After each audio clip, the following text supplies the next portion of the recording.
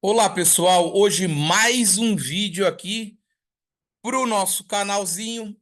Vou abordar os medicamentos que a gente utiliza aí na cardiologia, tá? Tanto vai ser humano como na medicina veterinária, eu vou dar minha ênfase aí falando o que eu mais uso, o que eu gosto, etc, ok? Bom, esse vídeo é uma continuação aí do anterior, tá na sequência, onde eu falo um pouco aí do sistema cardiovascular, o que que é o inotropismo, cronotropismo, pré e pós-carga, né, as pressões, etc e tal. E aí eu entrei em insuficiência cardíaca e hoje nós vamos entender um pouco essa gama maior que nós temos aí de medicamentos, onde cada um faz um efeito. Por quê? Qual que é o grande lance? Quando a gente fala de cardio, medicamentos aí para o sistema cardiovascular, nem sempre a gente está tratando o cardio, né? Ou seja, o coração, diretamente a bomba. Mas muitas vezes nós estamos mexendo na pré e pós-carga, né? Na dilatação aí das veias e das artérias, aliviando então a pressão sobre o músculo cardíaco, ok? E aí a gente também vai estar não só mexendo nessa dilatação aqui, mas também no volume líquido, né? No sangue, na parte aquosa, etc. Então, ó, tô fazendo aqui o compartilhamento de tela. Vamos iniciar essa aulinha. Medicamentos, então, cardiocirculatório. Vou ampliar aqui, ó, bem. Se inscreve no meu canal, compartilha, deixa o like, etc e tal. Bom, por que que é cardio? Eu ia falar assim, sistema cardio circulatório pulmonar, tá? Mas aí, porque o pulmão ele está intrinsecamente ligado nessa sobrecarga cardíaca e na oxigenação.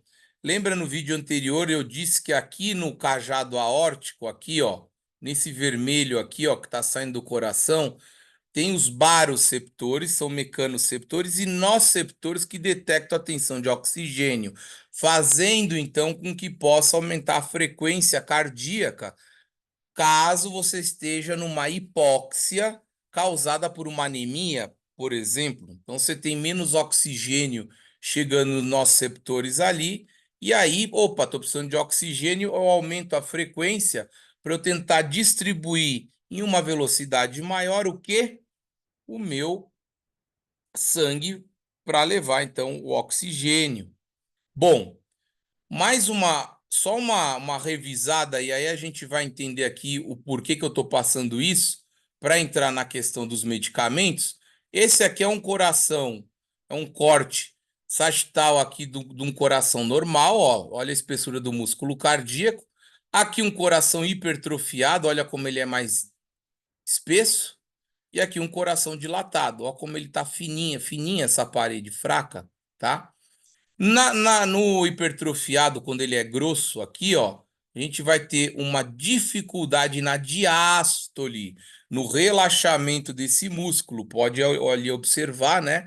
E aí a gente começa a ver lá no eletrocardiograma uma disfunção na onda T. Nós temos a PQRST, a T mostra ao relaxamento do músculo cardíaco, então a gente começa a observar uma alteração dela em relação aos complexos anteriores. Então nós já temos uma insuficiência cardíaca diastólica. Isso está mostrando que o meu coração pode estar hipertrofiado, mas no segundo momento ele atrofia mais lá na frente e eu tenho uma insuficiência, então, cardíaca na sístole. Eu não consigo ejetar esse sangue, começa a ter os retornos, e aí a gente vai ter, então, uma água no pulmão, pode ter edema pulmonar ou uma nasarca, água aí no abdômen ou até, né, lá nas canelas, nos seres humanos, os pés ficam inchados e nos animais também,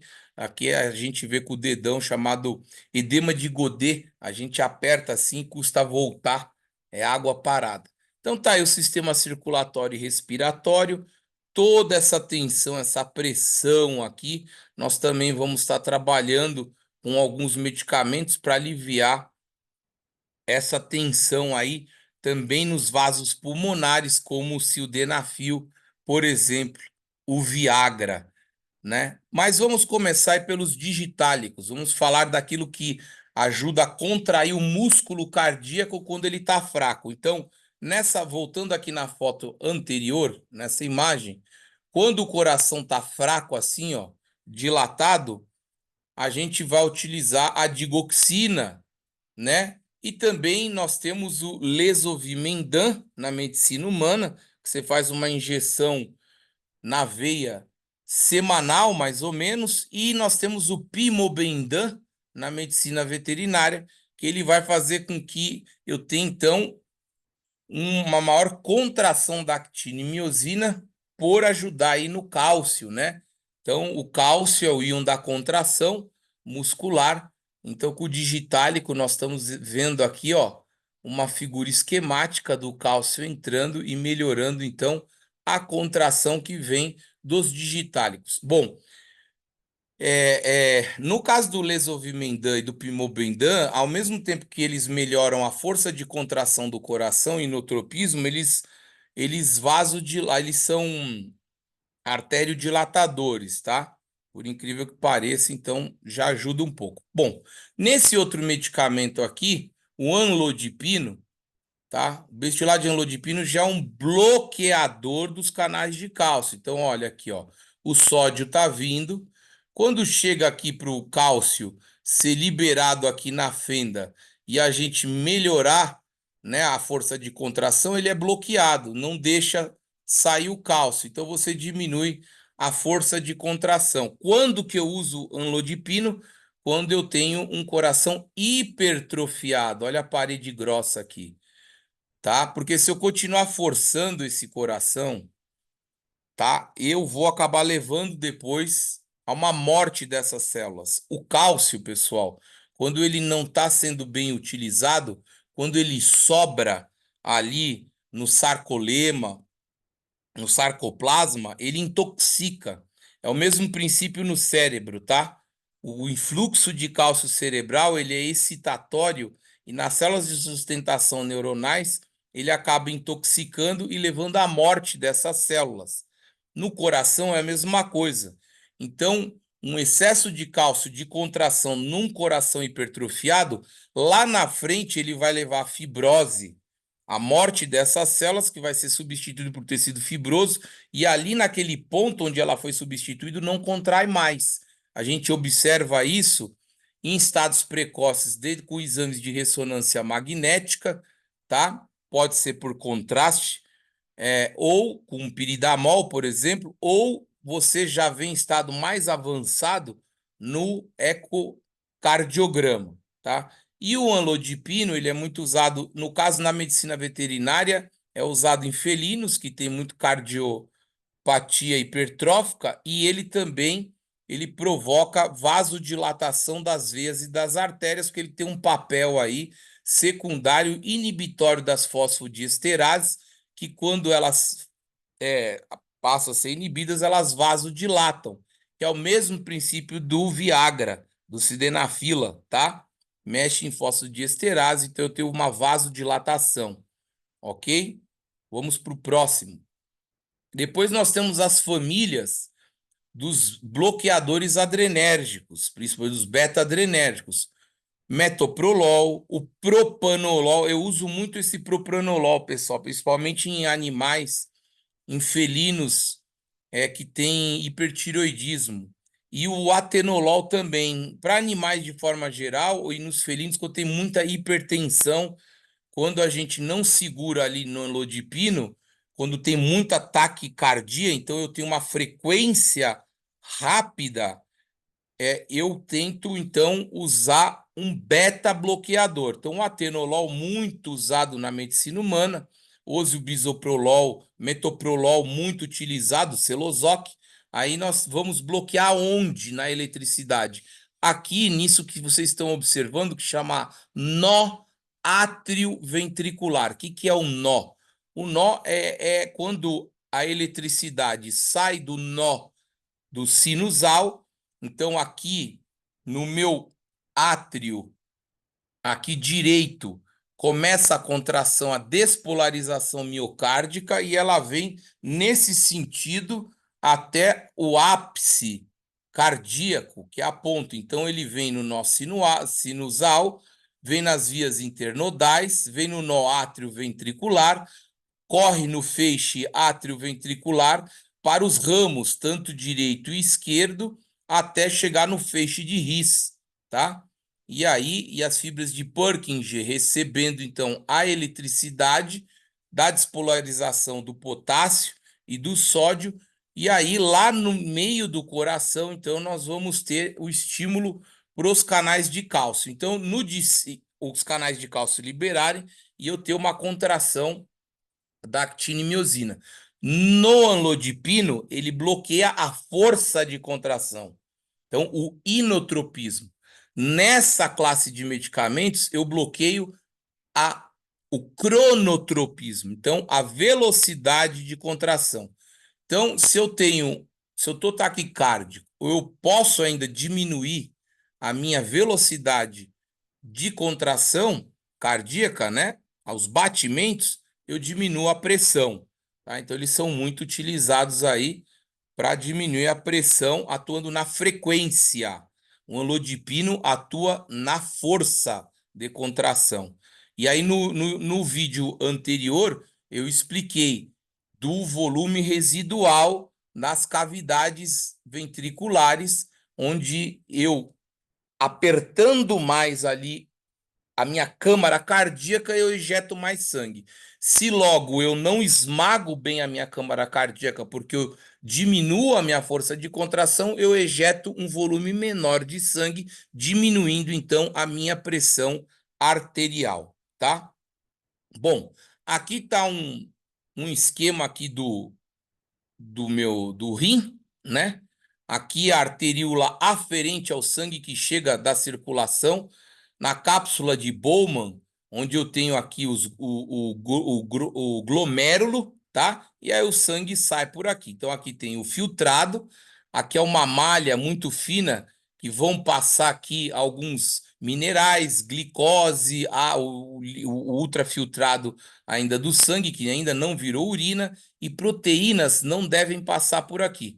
Quando a gente faz um exame de microalbuminúria, a gente detecta que proteínas de peso molecular maior já estão aparecendo na urina, então eu estou com lesão aqui no meu glomérulo. Depois eu tenho o túbulo contornado proximal, a alça de Henle, túbulo contornado distal e o ducto coletor.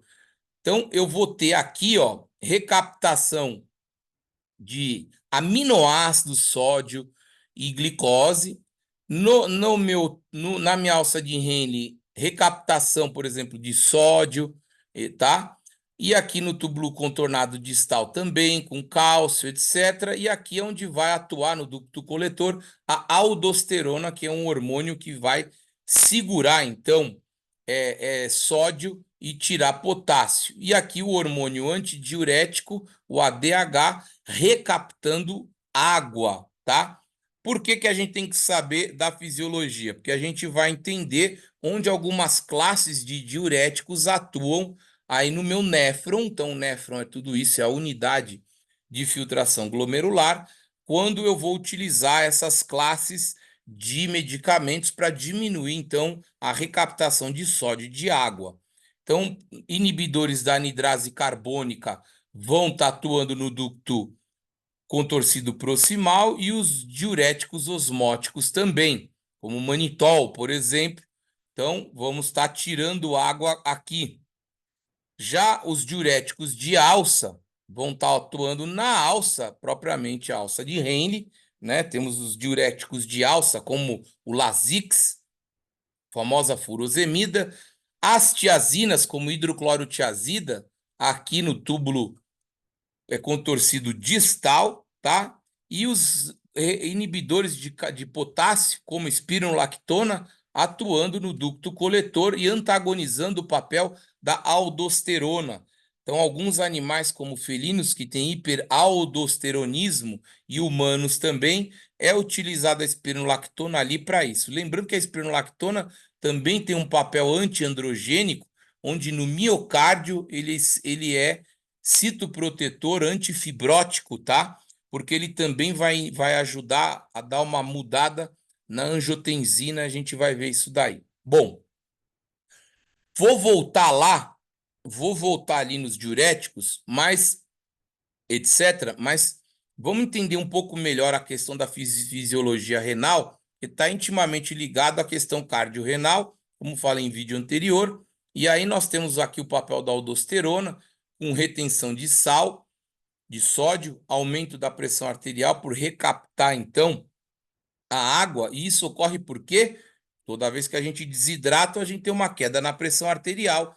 A arteríola aferente renal, essa aqui, detecta que está chegando menos líquido, então a pressão está mais baixa, e aí ela libera, então, daqui a renina, uma proteína é liberada dessas células justaglomerulares proximais da arteríola aferente. A renina é liberada, convertendo então em angiotensina 1, que vai no pulmão, vira angiotensina 2, que depois já é vasoconstritor, então eu já seguro um pouco a minha pressão e depois eu vou induzir a aldosterona segurando o sódio. Quando eu inibo então essa via aqui, e aqui vai precisar de uma enzima que vai converter a angiotensina. Quando eu inibo, então, a ECA, eu desligo essa cascata aqui.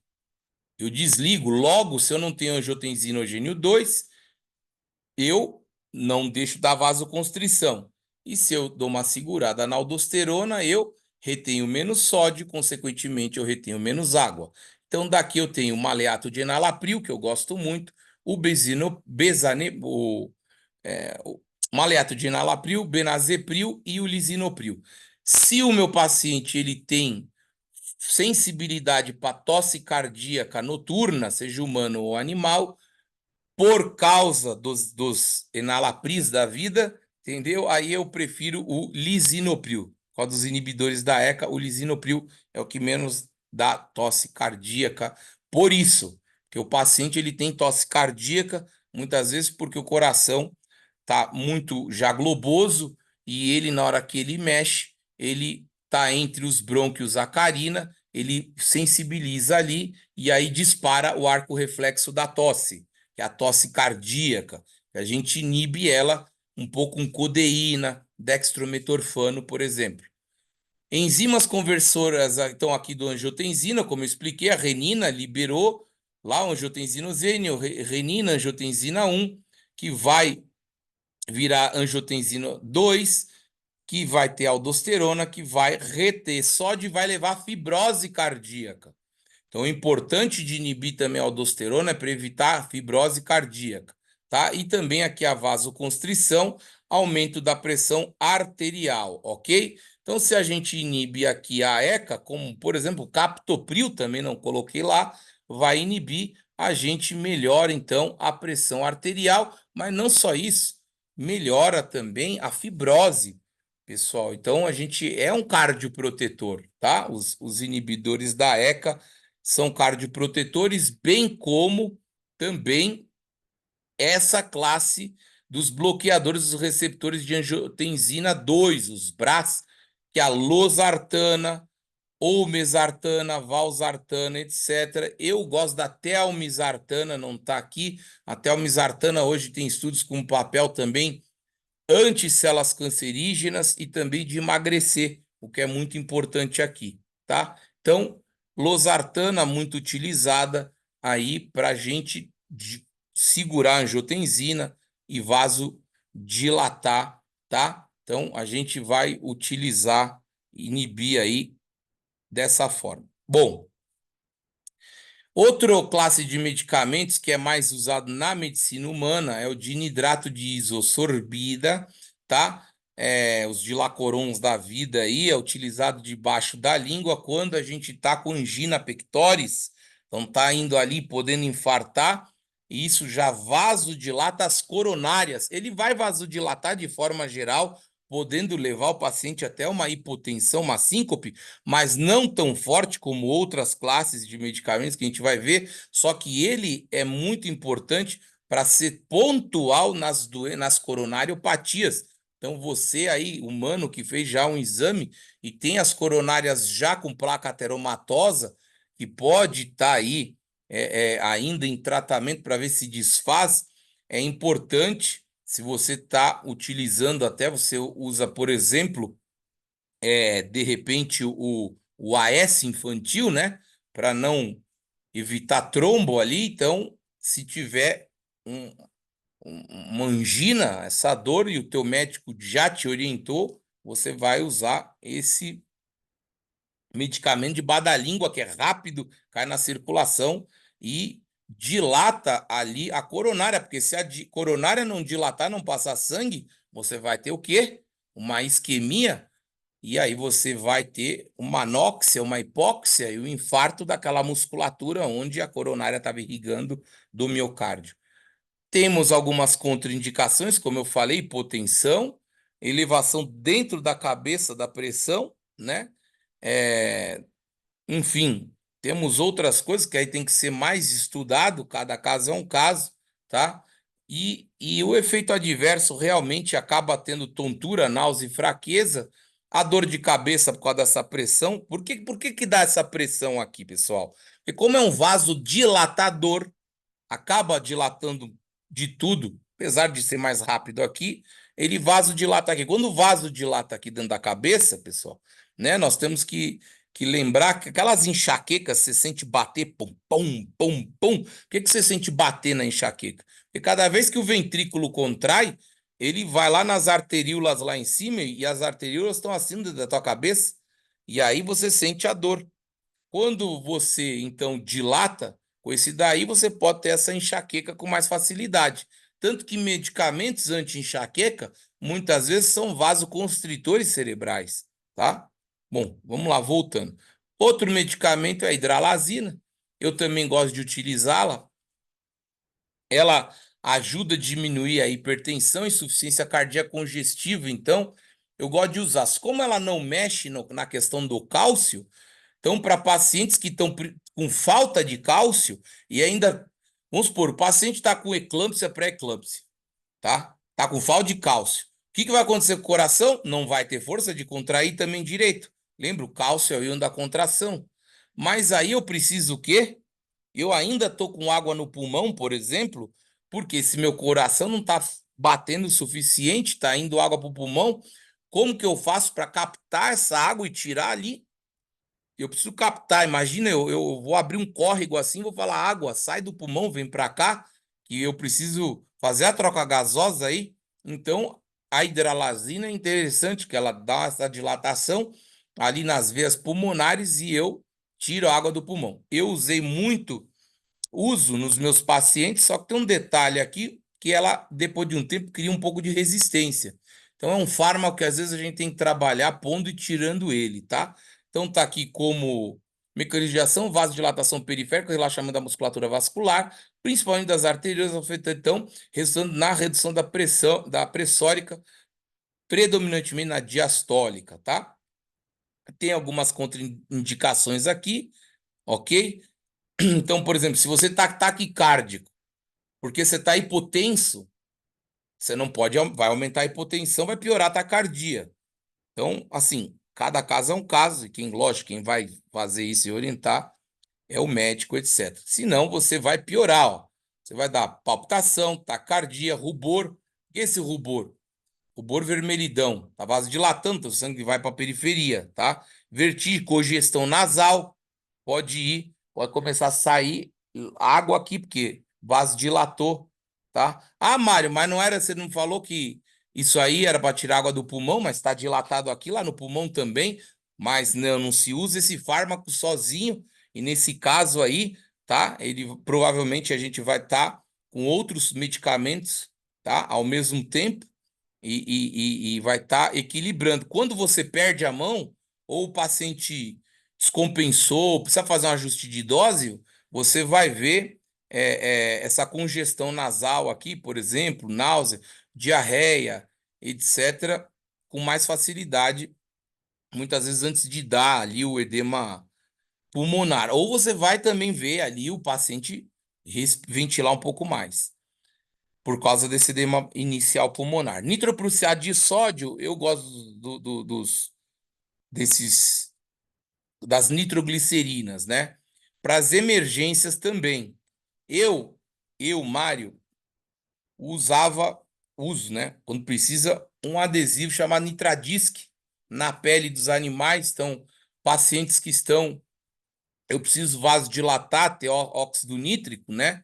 Eu gosto dele, absorve pela pele. Porque fazer esse medicamento na veia, né?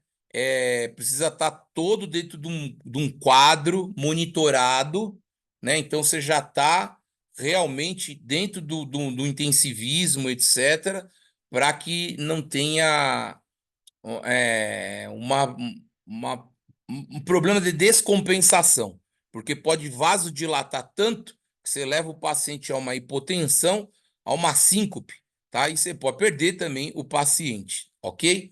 E nós temos outras questões, mas a prescrição emergência hipertensiva, pressão muito lá em cima, que às vezes não dá tempo de você usar um outro medicamento, porque outros medicamentos, como eu mostrei ali, eles ainda vão passar pelo processo de absorção. Demora um pouco. Esse aqui eu posso já fazer rápido na pele, ou eu faço na veia, e ele vai vasodilatar rápido, tá? Quando eu não vou fazer uma associação com diurético, ou quando não é só o diurético que funciona. Vamos supor que o rim do meu paciente está comprometido. Os rins do meu paciente estão comprometidos, ele é um insuficiente renal. O diurético não vai estar fazendo esse efeito tão rápido ou tão bem feito. Eu já estou com aquelas unidades, como eu mostrei ali, do néfron comprometida, mas eu preciso dilatar, então eu vou por uma outra linha de medicamento.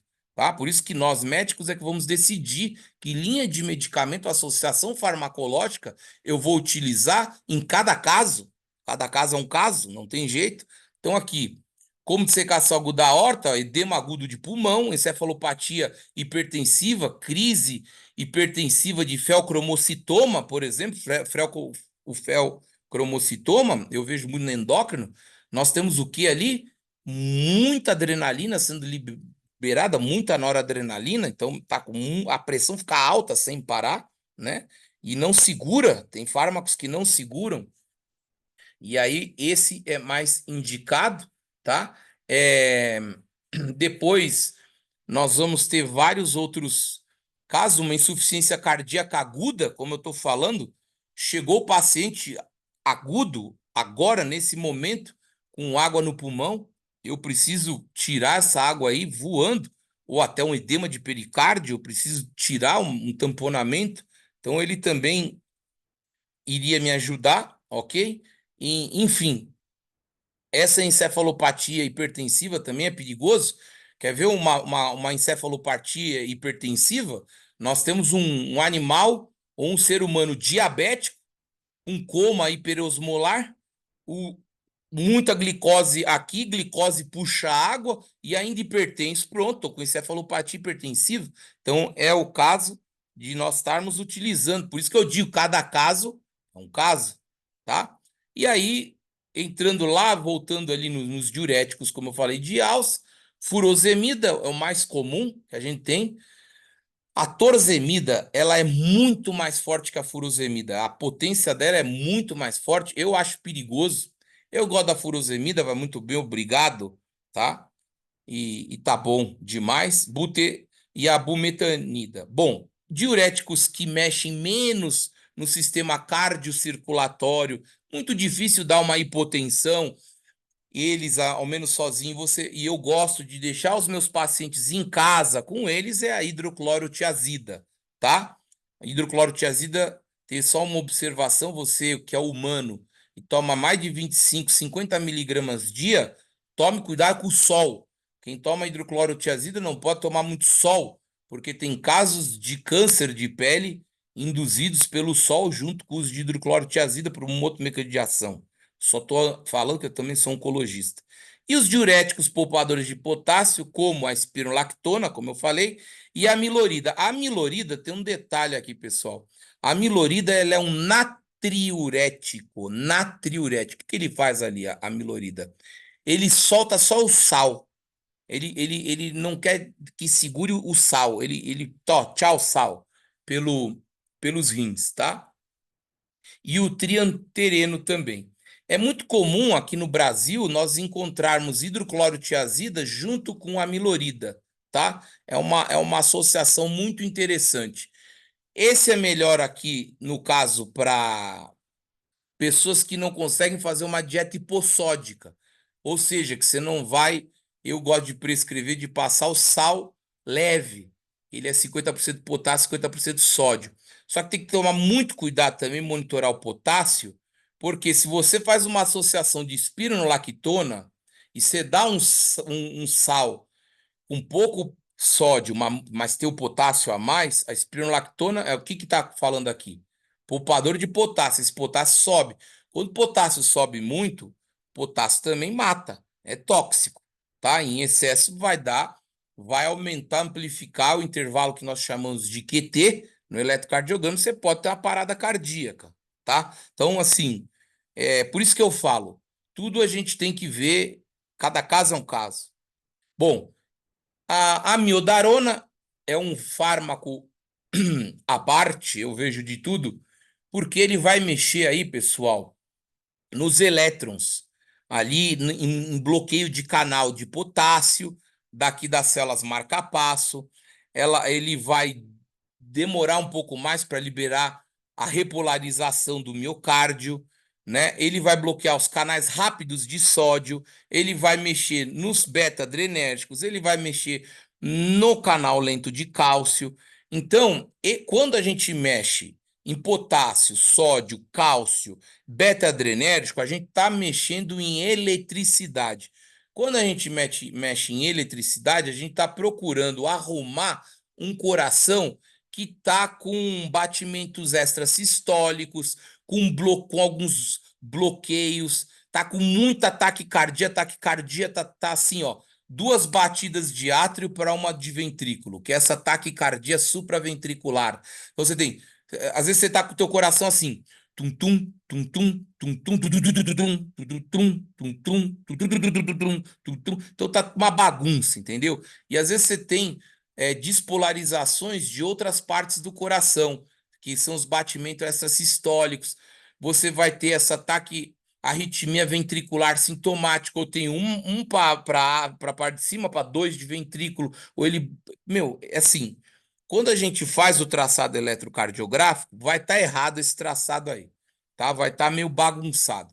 Então, através disso, para tentar botar no eixo, a gente utiliza aí a miodarona, a grosso modo. Não é um medicamento fácil de trabalhar, até porque um dos probleminhas que ela dá é um hipotireoidismo, e aí a gente tem uma dificuldade da conversão do T4 em T3, que a molécula é parecida ao T4, etc.